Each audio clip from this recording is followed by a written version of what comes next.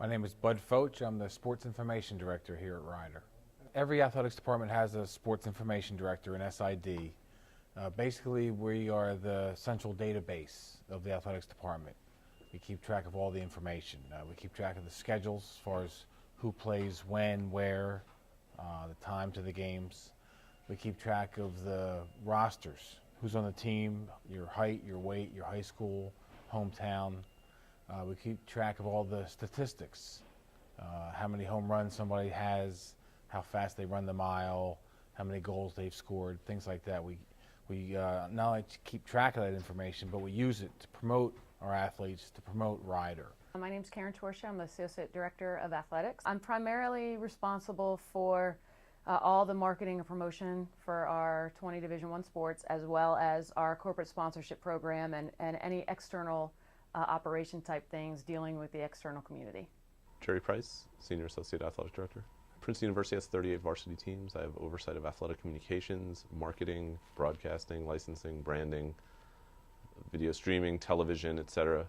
My job is to make sure that all of those sports are covered by the other people who work in athletic communications, to make sure our marketing staff of one person is on top of promoting all of our sports. After being around the department for a few months, it became very clear to me that Ryder uses a lot of student workers at their events and within the department.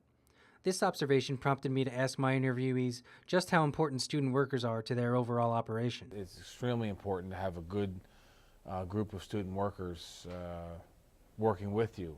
Obviously they have to be mature, they have to show up on time.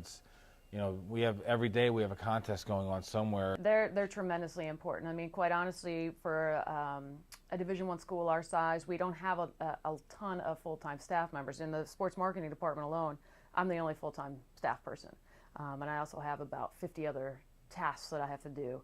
I have one graduate assistant, and then I have the 10 student workers, and for me alone, they're invaluable. We use students at events mostly. We do not use students in our office. We would like to.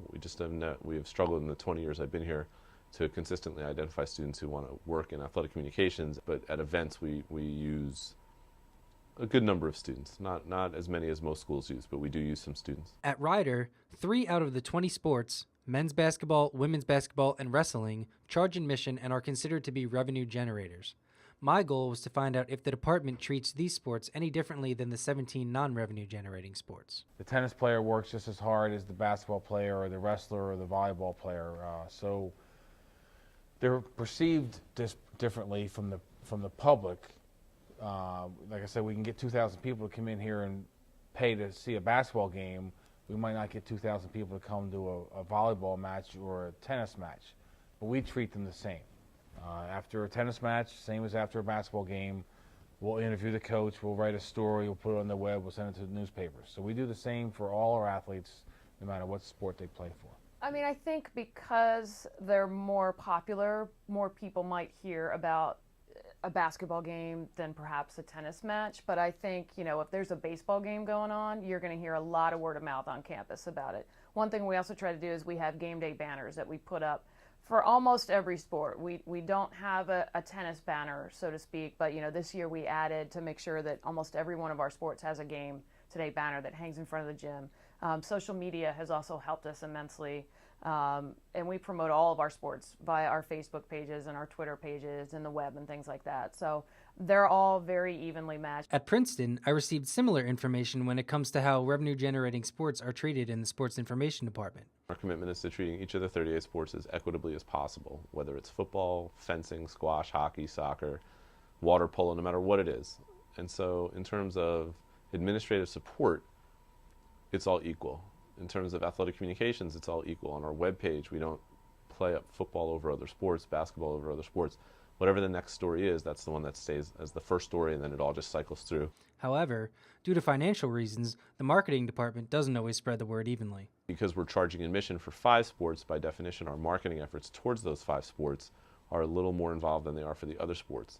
So I would say 90% of our marketing efforts are focused on the 5 ticketed sports, and about 10% of it is focused on everything else. Lastly, I asked my interviewees to comment on the importance of keeping a good relationship with the sports information directors at other schools. I think it's more important now than ever. When I first started working here back in the early 80s, My most important relationships were with the reporters. After the game, I would talk to the reporters at the papers, letting them know what happened. There was no internet, so there was no real story for me to write. Everything was done over the phone. I would call the newspapers, tell them what happened. They would write the stories. But now we actually write the stories ourselves. So we have to cover everything. So we don't travel anymore. We basically just cover the home events. And we're at the mercy of the host team to send that information back to us. So the relationship I have with the other SIDs is much more important now. We used to have a yearly Ivy League sports information directors meetings, and it was a very close-knit group of people. And then the internet came along and wiped all that out. And now I hardly know anybody who works in the Ivy League. I mean, I know the head SIDs, but it used to be a time where you knew every single person who worked in the Ivy League, and there was so much turnover because everybody had interns, and now they're all full-time positions, so there's not as much turnover. And still with all of that, I hardly know anybody who is not on the SID level or higher in the Ivy League. And it's because it's an email of a box, or it's an email of a roster, or any of those kinds of things. So the personal relationships that we had that were so great with the people who were around when I first started working in the Ivy League, those relationships have suffered through the years considerably